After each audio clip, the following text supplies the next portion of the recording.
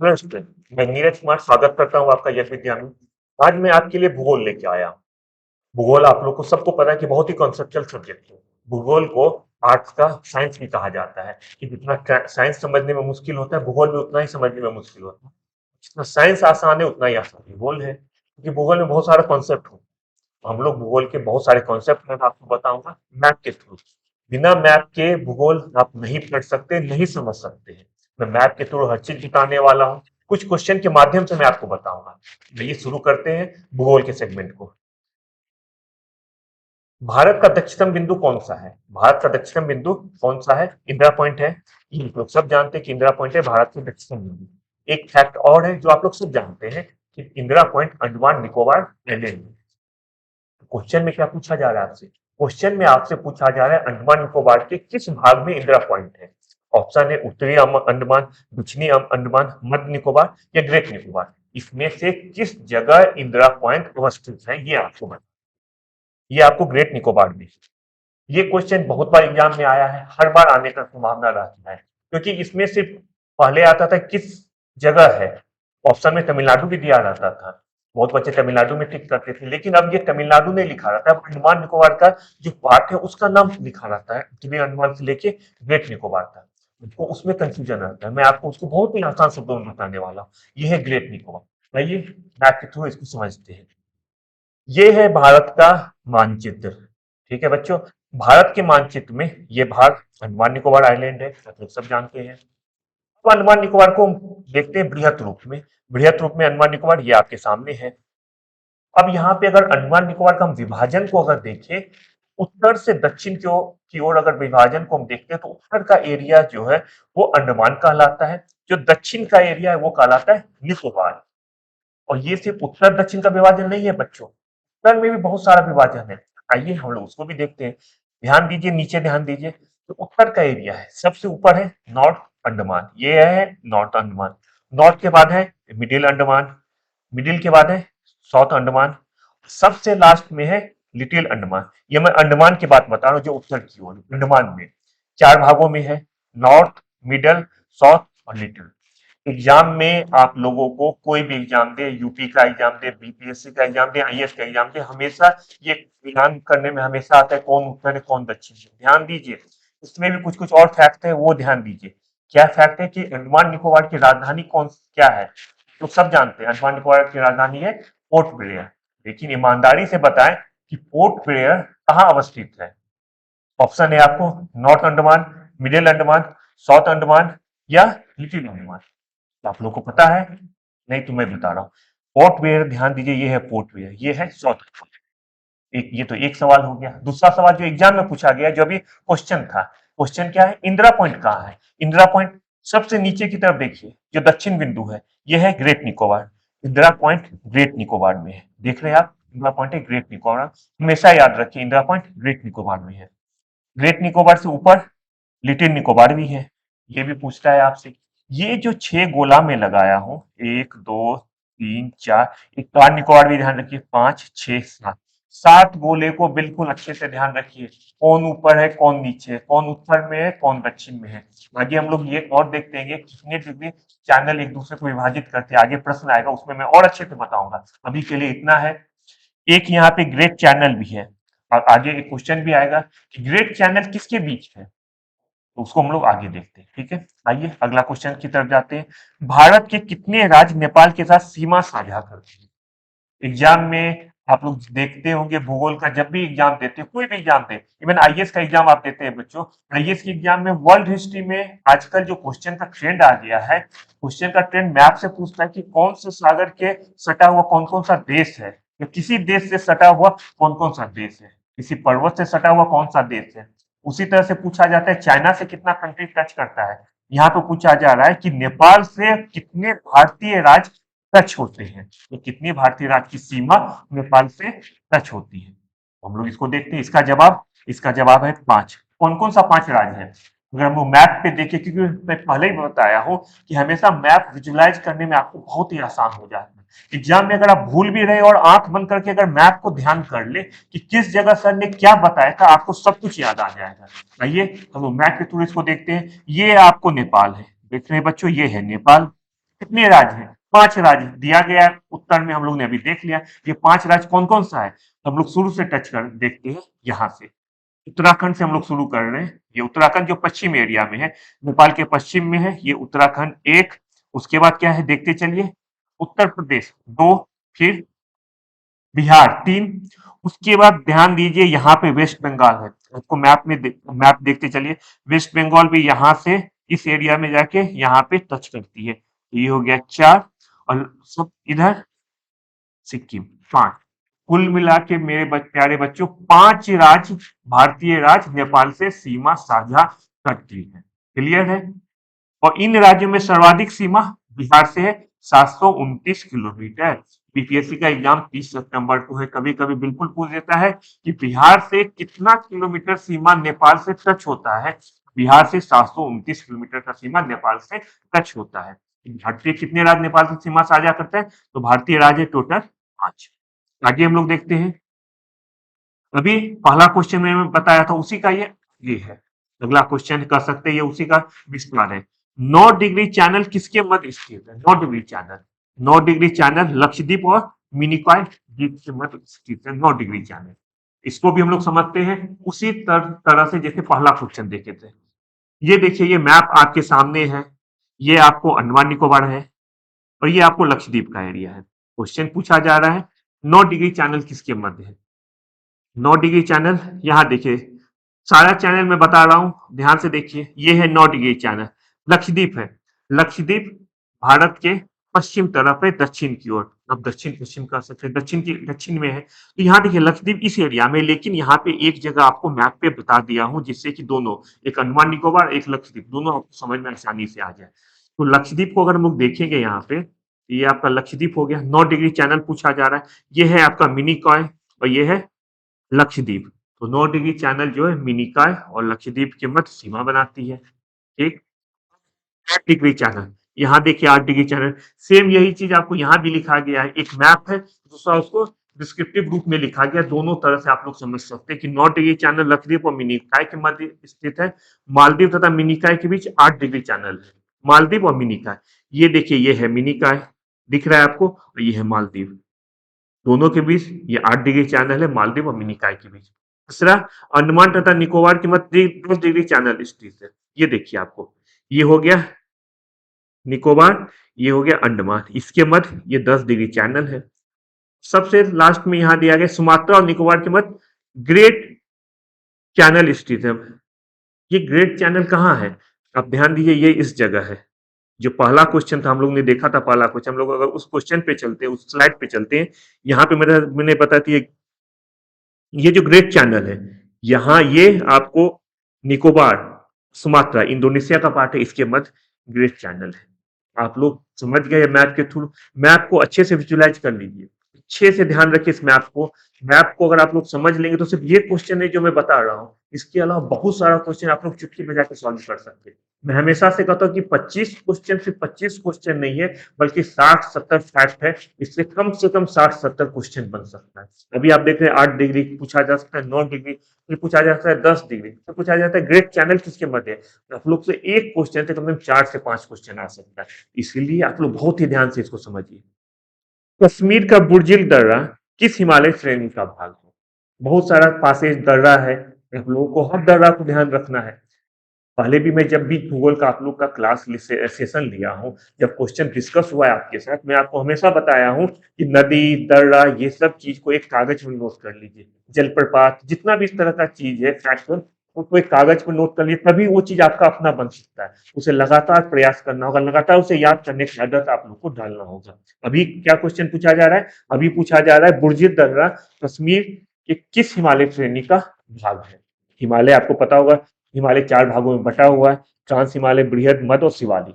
आपको बताना है कि बुर्जिल दर्रा किस हिमालय के अंतर्गत आता है। ये आता है बृहद हिमालय के अंतर्गत। हम लोग अभी इसको एक मैप के थ्रू आपको समझाता हूं मैं। देखिए ये भारत का मानचित्र है जो आपको सामने रखा गया है, इसमें बहुत सारा पासेज दिया गया है। आपको बस क्या करना है, सारा पासेज को अच्छे से ध्यान से पढ़ना है, जिससे कि कोई भी पासेज पूछा जाए, कोई भी दर्रा पूछा जाए, किस राज्य में है आप लोग बता सकते हैं। यहाँ पे अगर देखते हैं कि कश्मीर का बुर्जिल दर्रा जो है कश्मीर में है, लद्दाख में है जोजिला दर्रा, ये देखिए, ये लद्दाख है, यहाँ पे आपको जोजिला दर्रा मिल गया है। हिमाचल प्रदेश में 12 लापचा दर्रा है। देखिए हिमाचल प्रदेश, ये हो गया हिमाचल प्रदेश, यहाँ पे आपको 12 लापचा दर्रा हो गया है। उसके अलावा सिपकला दर्रा, हिमाचल प्रदेश में 12 लापचा दर्रा भी है और सिपकाला दर्रा भी है। उत्तराखंड का थांगला दर्रा और सिक्किम का नाथुला का जेल्पा दर्रा बृहद हिमालय के भाग, ये बृहद हिमालय के भाग है। उसके अलावा इस मानचित्र में जो आपके सामने मैप है उसमें भारत के सारे मुख्य मुख्य दर्रे आपको बताया गया है, लोग अच्छे से ध्यान रखिए।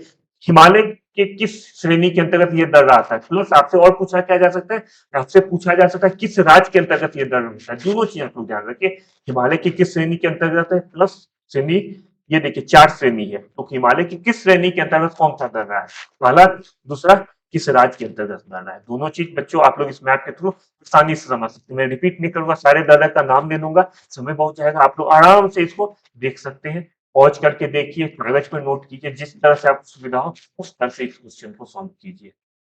तो सम हिमालय की सबसे ऊंची चोटी कौन सी है? बहुत ही आसान क्वेश्चन है, आसान इसलिए क्योंकि ये क्वेश्चन फैक्चुअल क्वेश्चन है, हमेशा कहीं ना कहीं आते रहता है, आप लोग जानते भी होंगे। कुछ बच्चे अगर नहीं जान रहे तो उसके लिए मैं दिया हूँ, ये आपका है नामचा बड़वा। ये नामचा बड़वा कहाँ है? अगर हम लोग ये मैप पे देखेंगे तो ये जो आपको बिंदु है ये है नामचा बड़वा, जो पूरब की तरफ है, भारत के पूरब हिस्से में ये नामचा बड़वा है। ये असम हिमालय की सबसे ऊंची चोटी है, इसका ऊंचाई 7,776 मीटर। कभी कभी ऊंचाई भी पूछा जा सकता है, तो लोग इसको भी ध्यान रखिए, जो सबसे ऊंची चोटी है। अन्य चोटी जैसे कांगली, इसका हाइट आपको ध्यान रखने की जरूरत नहीं है, मिलान करने में कभी कभी आएगा, तो मिलान करने में आप लोग हाइट को ध्यान मत रखिए, बस ये ध्यान रखिए जो कुला कांगली है वो नामचा बड़वा से उसका हाइट कम है, इस तरह बस याद रखिए। बाकी जो जो चीज आपको दिया गया है, जैसे जलपेड़ी जो है ये कुला कांगड़ी से इसका भी, इसका हाइट कम है। जितना भी ये आपको ये पर्वत श्रेणी है उसका एग्जैक्ट हाइट आपको ध्यान रखने की जरूरत नहीं है। आपको क्या ध्यान रखना है, आपको बस उसका ऊंचाई इस तरह से रखना है कि किसका कम है किसका ज्यादा है। अगर देखते हैं सबका एग्जैक्ट हाइट बहुत अच्छा है, लेकिन अगर याद नहीं हो पाता है तो अपने आप पर बहुत ज्यादा दबाव मत बनाए। कौन सा दर्रा मुंबई और पुणे को सड़क तथा रेलमार्ग से जोड़ता है? बहुत सारे दर्रा यहाँ पे दिया गया है, आपको बताना है कि कौन सा जो है दर्रा मुंबई और पुणे को सड़क और रेल दोनों से जोड़ता है। ये आपका होगा भोरघाट। भोरघाट जो है मुंबई और पुणे के बीच भोरघाट है, जिस जो ट्रेन और बसेज जो है, अगर आप कभी मुंबई से पुणे गए होंगे तो आप देखे होंगे कि आप भोरघाट होके ही जाते हैं। 229 मीटर की ऊंचाई पे है। महाराष्ट्र राज्य के पश्चिमी घाट श्रेणियों में स्थित घोड़घाट मुंबई पुणे को सड़क एवं रेलमार्ग से जोड़ता है। गोरन घाट, जो गोरन घाट दर्रा है, ये राजस्थान के सिरोही और जालौन साहब को उदयपुर से जोड़ता है। पालघाट केरल के मध्य पूर्व में स्थित है, यह नीलगिरी और अन्नामलाई पहाड़ी के मध्य स्थित है। कौन सा? पालघाट, नीलगिरी और अन्नामलाई पहाड़ी के मध्य स्थित है। जबकि थालघाट महाराष्ट्र में पश्चिम की श्रेणियों में स्थित है, ये प्रायद्वीपीय भारत का बहुत इंपॉर्टेंट दर्रा है। ये कुछ दर्रे हैं, अभी हम लोगों ने बताया हिमालय के अंतर्गत जो दर्रा है, हिमालय की श्रेणियों के अंतर्गत जो दर्रा था उसके बारे में बात की। ये दक्षिण में जो दर्रा है उसके बारे में बात किया है। कुछ लोगों को फिर बताऊंगा, जितना भी दर्रा है, जितने भी घाटी है, जितने भी नेशनल इंपॉर्टेंट चीज है, आप लोग सबको एक कागज पे नोट करके हमेशा बनाए कि जब भी मौका मिले उसे रिवाइज करते जाए। तमिलनाडु का प्रसिद्ध पर्यटक स्थल एवं सातवर्धक स्थल कडाई कनाल किस पहाड़ी में स्थित है? कोडाई कनाल किस पहाड़ी में स्थित है, ये आपसे पूछा जा रहा है। ये आपको पलानी की पहाड़ी में स्थित है, पलानी की पहाड़ी में स्थित है। नीलगिरी की पहाड़ियों में पर्यटन ऊटी है, नीलगिरी की पहाड़ी में ऊटी है। कडाई कनाल जो है पलानी की पहाड़ी में है। सह्याद्री पहाड़ी में महाराष्ट्र का प्रसिद्ध पर्यटक स्थल लोनावाला और महाबालेश्वर है। हमेशा आपसे देखते होंगे क्वेश्चन पूछा जाता है कि महाबालेश्वर कहाँ है? महाबालेश्वर सह्याद्री पहाड़ी में है।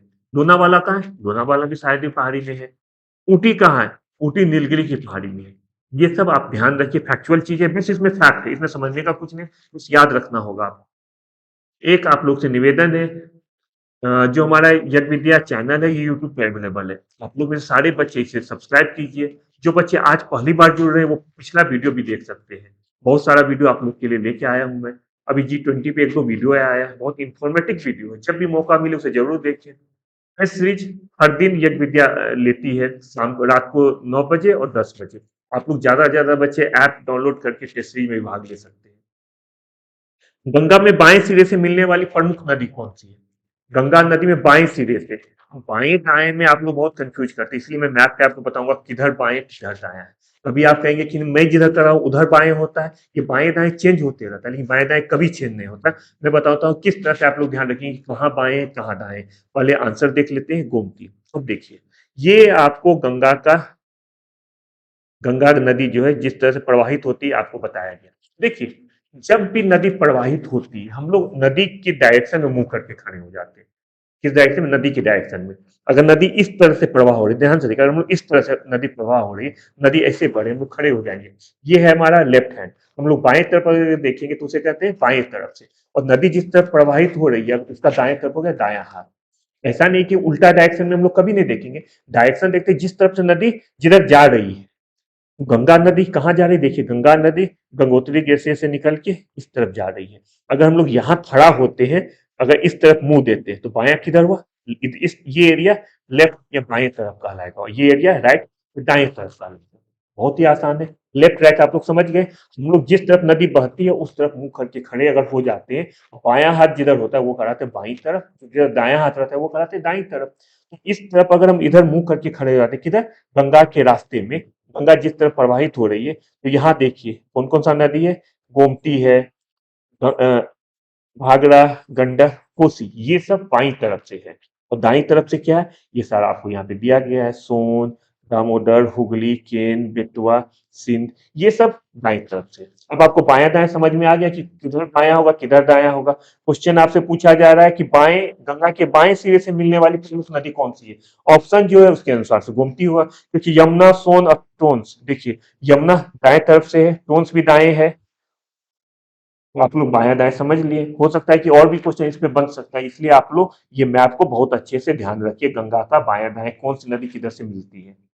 भूटान से निकलने वाली संकोच नदी किन दो राज्यों के मध्य सीमा निर्धारण करती है? बहुत ही आसान है, फैक्चुअल क्वेश्चन है। ये आपको हो जाएगा असम और पश्चिम बंगाल के मध्य सीमा का निर्धारण करती है संकोच नदी, जो कि भूटान से निकलती है। वही चीज एक्सप्लेनेशन में बताया गया है। कौन सा जलप्रपात नर्मदा नदी पर स्थित है? जो ऑप्शन है, कपिलधारा जलप्रपात नर्मदा नदी पर, नर्मदा नदी पे है कपिलधारा जलप्रपात। देखिए, कुछ कुछ और जलप्रपात हम लोग देख लेते हैं कहाँ पे है। कपिलधारा जलप्रपात नर्मदा नदी पे है। ये किस जगह? मध्य प्रदेश के अनूपनगर जिले में नर्मदा नदी पर स्थित है कपिलधारा जलप्रपात।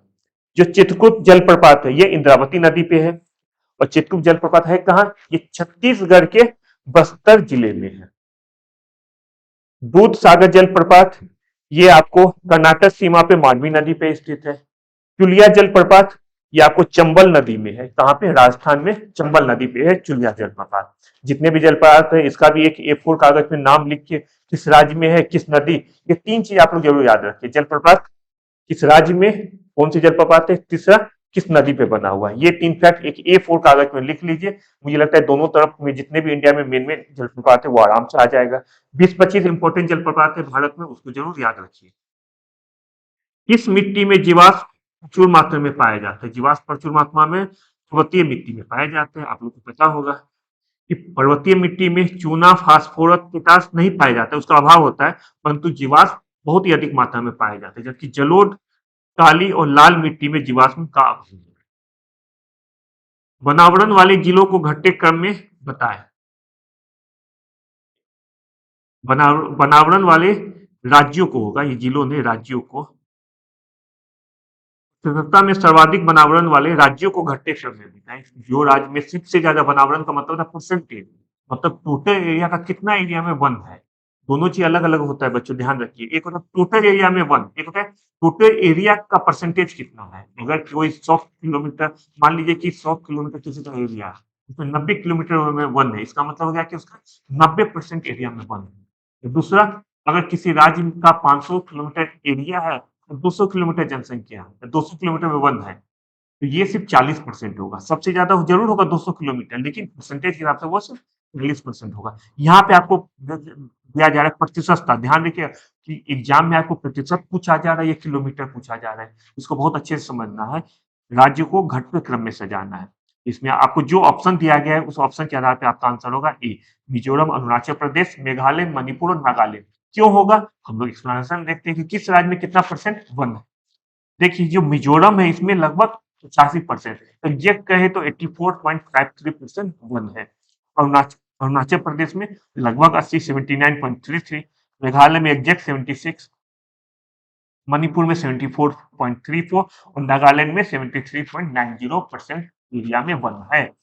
कभी कभी क्या होता है कि आपको मिजोरम नहीं दिया रहेगा, बस ये चार्ट दिया रहेगा, ये इस 5 में से आगे पीछे करके दिया रहेगा। देखिए जो वन एरिया है इसमें आपको शुरू का 5 राज्य और अंत का 5 राज्य का नाम याद रखिए, कितना एरिया इसको जरूर ध्यान रखिए।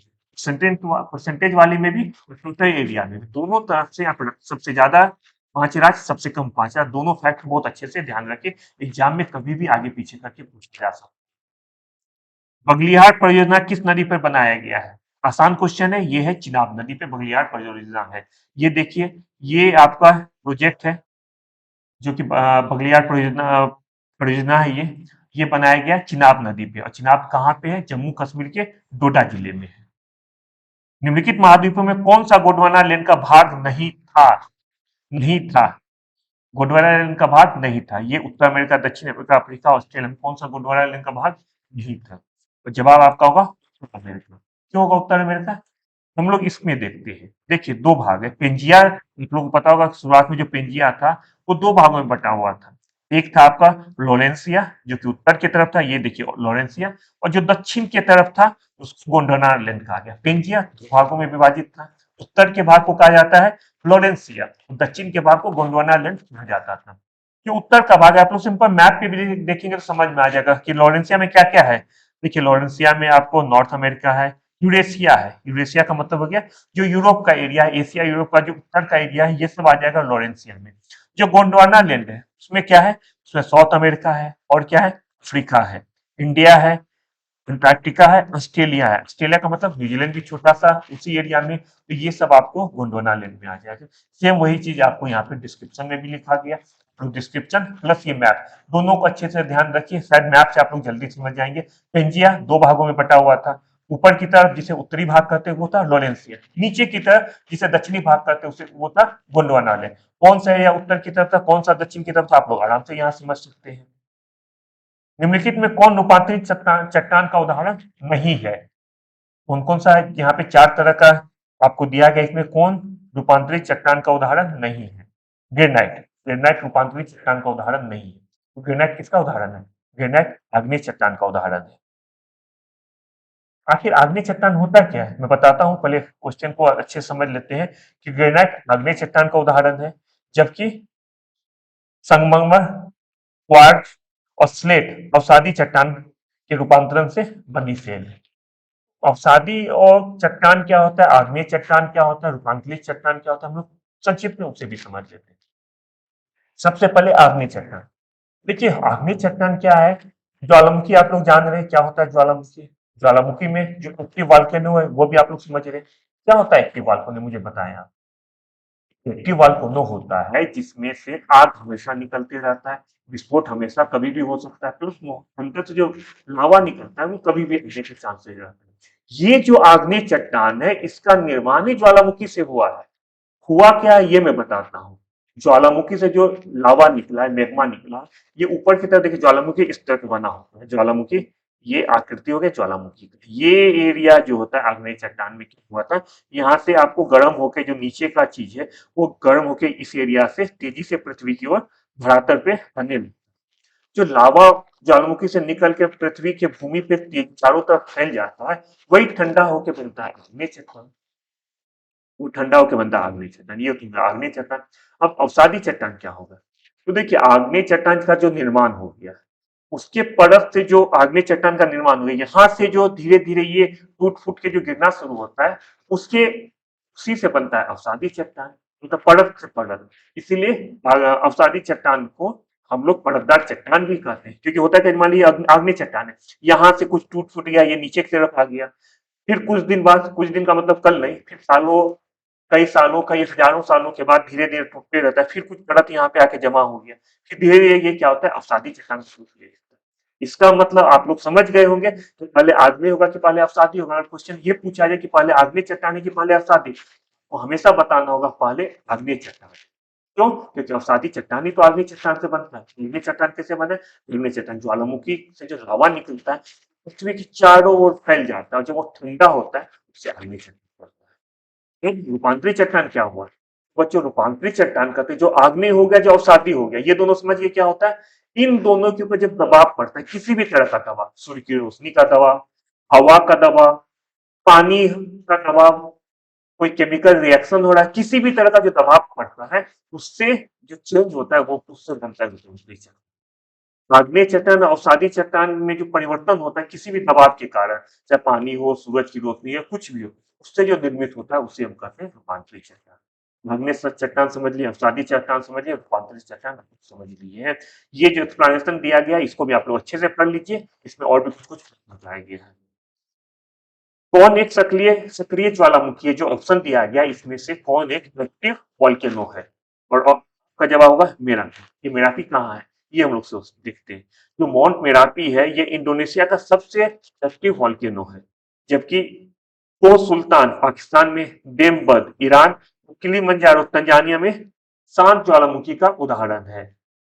आपसे एग्जाम में हो सकता है कि मिलान करने के लिए पूछ दिया जाए ए और बी। ए में दे दिया जाएगा ज्वालामुखी, बी में दे दिया जाएगा देश। तो देखते हैं पूछा जाता है ओ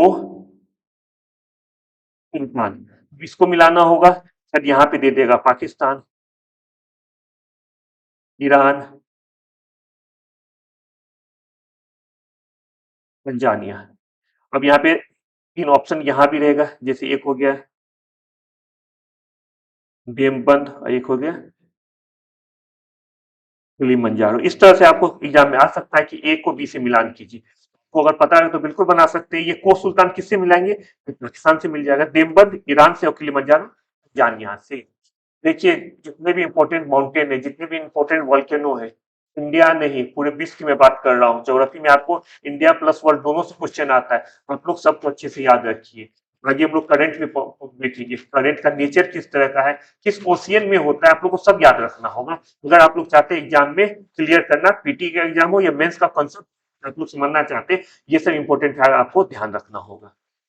जो पर्वत शेष अंश से भिन्न है वो कौन है? जो ऑप्शन 4 दिया गया इसमें से एक पर्वत जो है बाकी तीन से अलग है, आपको बताना है वो पर्वत कौन सा है। प्लेसियन पर्वत जो है तीनों से अलग है। क्यों अलग है आइए हम लोग देखते हैं। जो आल्प्स है, इंडीज है, ये हिमालय है, इसका निर्माण अल्पाइन युग में हुआ है। और जो अप्लेसियन पर्वत है ये इसका निर्माण हुआ है कैलोडिनियन युग में हुआ है। अब ये युग कौन कितने समय पहले का है आप लोगों को पता है? देखिए मैं बताता हूँ। जो अल्पाइन युग होता है, अल्पाइन युग अभी से माना जाता है कि 3 करोड़ पहले का समय जो है अल्पाइन युग कहा जाता है। तो आल्प एंडी जो हिमालय के बारे में कहा जाता है ये 3 करोड़ साल पहले, इसलिए कहा जाता है हिमालय का निर्माण तो बहुत बाद में हुआ है, बहुत अभी नया पर्वत है। 3 करोड़ हम लोग के लिए लग रहा है कितना बड़ा नंबर है, 3 करोड़ साल पुराना। शायद हम लोग कल्पना भी नहीं कर सकते। अभी अगर कहा जाए कल्पना करने के लिए 3 करोड़ साल पहले क्या हुआ होगा भारत में, विश्व में। भारत तो चलिए नक्शा में नहीं था, लेकिन कुछ ना कुछ भारत का एरिया तो होगा। भारत नाम नहीं होगा लेकिन एरिया तो होगा वही, वहां पे कुछ और होगा लेकिन था तो एरिया यहाँ पे, चाहे पानी हो या कुछ हो। 3 करोड़ साल पहले क्या था, क्या आप लोग कल्पना भी कर सकते हैं? उस समय हिमालय का निर्माण हुआ था, आल्प्स का निर्माण हुआ था और एंडीज का निर्माण हुआ था। 3 करोड़ बहुत पुराना लग रहा है। अगर हम लोग बात करें केलोडियन युग का, केलोडियन युग आपको पता है कितने साल पुराना है? ये जो है लगभग 35 40 45 करोड़ साल पहले का है। मैं 35 40 45 इसलिए बता रहा हूँ क्योंकि एनसीईआरटी में भी इसी तरह बताया गया 40 45 करोड़ साल पहले का समय जो है उस समय केलोडियन युग था। सोचिए कितना पुराना समय है। उस समय ग्लेशियर पर्वत बना था। आप लोग कल्पना कर सकते हैं, कल्पना करने जाएंगे तो शायद कुछ देर पढ़ भी नहीं पाएंगे, कितना पुराना हम लोग चीज पढ़ रहे हैं। लेकिन आप लोग को एग्जाम क्लियर करने के लिए हर चीज को पढ़ना होगा। अच्छी बात है कि मैं आपको हर चीज बता रहा हूँ। तो तीनों से अलग क्यों हो गया? क्योंकि ये केलोडियन युग में प्लेसियन पर्वत है, बाकी जो 3 पर्वत आल्प्स एंडी जो हिमालय है अल्पाइन युग में है। आप लोग से एक और निवेदन दोबारा मैं कर रहा हूँ, जितने बच्चे जो आज पहली बार जुड़े, जो पुराने बच्चे वो तो लगातार टेस्ट दे रहे हैं, यूट्यूब चैनल जो हमारा एक्चुअली मैं लेके आता हूँ उसको आप लोग देख रहे हैं। जो नए बच्चे हैं वो भी सबसे पहले तो सब्सक्राइब कीजिए, फैमिली फ्रेंड को इसमें शेयर कीजिए। मैं फैमिली का बात इसलिए कर रहा हूँ कि पढ़ाई की अगर फैमिली में भी भेजते तो कोई गलत चीज नहीं है। आपके घर में आपकी मम्मी होगी हाउस वाइफ या जॉब में होगी, पापा कोई भी है, कोई भी देख के इसका फायदा उठा सकता है। पढ़ाई तो जो आप लोग जितने आदमी को शेयर करते हैं उतना कम है, इसलिए ज्यादा ज्यादा आदमी को शेयर कीजिए, लाइक कीजिए। जो टेस्ट है यज्ञ विद्या पे हर रात को 2 बार टेस्ट होता है, एक रात को 9 बजे, एक रात को 10 बजे। दोनों टेस्ट दीजिए। टेस्ट कैसे दे सकते हैं? यज्ञ विद्या ऐप को गूगल प्ले स्टोर से डाउनलोड कीजिए और टेस्ट दे सकते हैं। कहीं भी कोई भी कन्फ्यूजन हो, सोशल मीडिया पे हम लोग हर जगह से जुड़े हुए हैं, तो हमसे कॉन्टैक्ट कीजिए। कोई भी कन्फ्यूजन हो हमें बताएं। हॉर्न ऑफ अफ्रीका का अंक कौन-कौन सा है? जो ऑप्शन दिया गया इसमें हॉर्न ऑफ अफ्रीका का अंक कौन सा है? इसमें ये सोमालिया, इथोपिया और जिबूटी हो जाएगा। इसके अलावा भी हॉर्न ऑफ अफ्रीका में कोई देश है? जी हाँ, इसके अलावा भी हॉर्न ऑफ अफ्रीका में देश है। आइए डिटेल में देखते हैं कि हॉर्न ऑफ अफ्रीका क्यों कहा जाता है, क्योंकि ये हॉर्न की तरह है। ये हॉर्न ऑफ अफ्रीका बहुत जगह बहुत कंफ्यूजन क्रिएट करता है, लेकिन यहाँ पे जो मैं बता रहा हूँ बिल्कुल क्लियर होकर बता रहा हूँ, के साथ बता रहा हूँ। ये हॉर्न ऑफ अफ्रीका का जो ऑफिशियल वेबसाइट है उसके आधार पे बता रहा हूँ कि कोई कंफ्यूजन मत कीजिए। जो मैं बता रहा हूँ उसको बिल्कुल ध्यान से देख लीजिए। यही है हॉर्न ऑफ अफ्रीका और यही है हॉर्न ऑफ अफ्रीका के 8 देश। कौन कौन से देश है मैप पे देखिए। Number 1 Sudan, number 2 south Sudan, number 3 Uganda, number 4 Kenya, number 5 Somalia, number 6 Djibouti, number 7 Ethiopia और नंबर 8 इरिट्रिया। ये 8 देश हॉर्न ऑफ अफ्रीका में आते हैं। 8 के अलावा आपसे एग्जाम में हो सकता है कुछ पूछ दे, कभी चार्ट पूछ दे, कभी सऊदी अरब कुछ भी पूछ दे, आपको इसके अलावा कहीं भी नहीं मारना है। ये 8 देश है, इसको बिल्कुल ध्यान रखिए। इसके अलावा कुछ नहीं है, तो इस 8 देश को ध्यान रखिए। ये सब क्या है? ये हॉर्न ऑफ अफ्रीका के अंतर्गत आता है। भूमध्य सागर का कौन सा सीमावर्ती देश है? ये आपका आपका एक नया प्रश्न है। देखिए ये क्वेश्चन याद करने वाला बिल्कुल नहीं है। अगर याद करेंगे तो इतना सारा कंट्री आपको बिल्कुल ध्यान नहीं रख पाएंगे। ये मैं आपको कंफर्म बता रहा हूँ। इसको कैसे बनाया जाए, कैसे सॉल्व किया जाए, इसका एक आसान ट्रिक बताता हूँ। इस तरह के क्वेश्चन को सॉल्व करने के लिए आप एटलस को सामने रखें। बार बार मैं एटलस का दाखिला गा रहा हूँ सिर्फ इसके लिए। एटलस को रखिए सामने, मैप देखिए कि कौन सा सागर कहाँ है, उसके चारों तरफ कितने देश है, वो उसका सीमावर्ती देश कहलाता है। इस क्वेश्चन का आंसर क्या होगा? इस क्वेश्चन का अगर आंसर देखेंगे, इसका आंसर है लीबिया। लेकिन क्या लीबिया ही एक ऐसा देश है जो उसका सीमा बनाता है भूमध्य सागर का? बिल्कुल नहीं। बहुत सारे देश है जो भूमध्य सागर का सीमा बनाता है, जो जिसका बाउंड्री भूमध्य सागर से मिलता है। कौन कौन सा देश है जानना चाहेंगे? चलिए मैं मैप पे बताता हूँ बहुत ही आसान शब्दों में। ये जो मैप है जो आपको दिख रहा है, स्क्रीन पे दिख रहा है, ये है भूमध्य सागर और उसके साथ साथ जितने भी देश है उसे कहा जाता है सीमावर्ती देश, अर्थात जो देश भूमध्य सागर से सीमा बनाते हैं। इसे याद करने का तरीका क्या है? याद करने का तरीका, मैप को बिल्कुल ध्यान से देखिए, भूमध्य सागर को देखिए। ये जो नीला नीला दिख रहा है ये है भूमध्य सागर, उसके सटा हुआ देश है। जैसे यहाँ पे देखिए Libya, Egypt, Tunisia, Algeria, Morocco, Spain, France, Monaco, Slovenia, Italy, Croatia, Bosnia Herzegovina, Montenegro, Albania, Greece, तुर्की, सीरिया। तुर्की जो आप आज के समय तुर्की के नाम से जाना जाता है, तो ये तुर्की हो गया, ये सीरिया हो गया।